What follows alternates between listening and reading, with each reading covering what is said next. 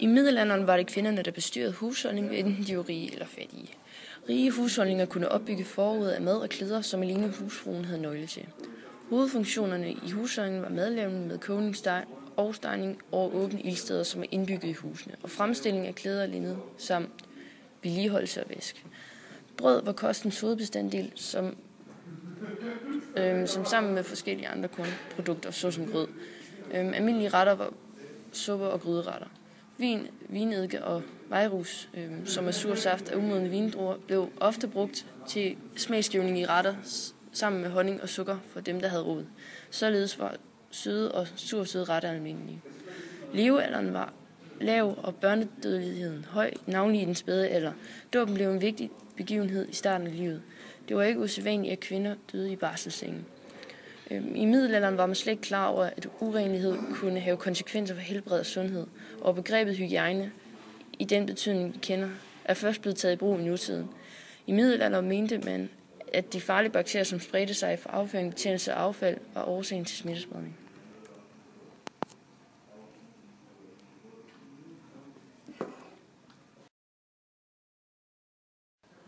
I middelalderen var havet også et farligt sted, men det holdt ikke mennesket tilbage for at udnytte dens muligheder for transport i både osv.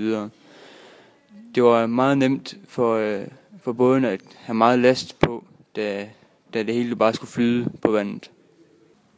I middelalderen var der også blevet lavet kort over de forskellige søfartssteder, og det gav en stor fordel til dem, der havde kortene, da de nemmere kunne manøvrere rundt. Disse kort skabte en handel, fordi der var mange, der gerne ville have fat i kortene. Det gav meget stor magt at have disse kort, hvilket gjorde, at du kunne styre det meste af vandet, havet.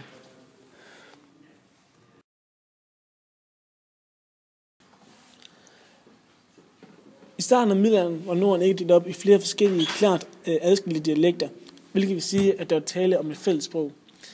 I middelalderen fra 800-tallet til 1100-tallet opstod der det, man kalder den østnordiske og den vestnordiske dialekt.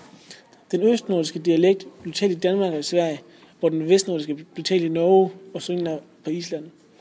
De største forskelle var, at nogle lyde, som tidligere bestod af to lyde, blev lavet om til en.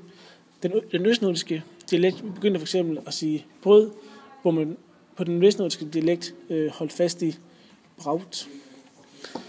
Det var også i disse år, det yngre runealfabet blev skabt.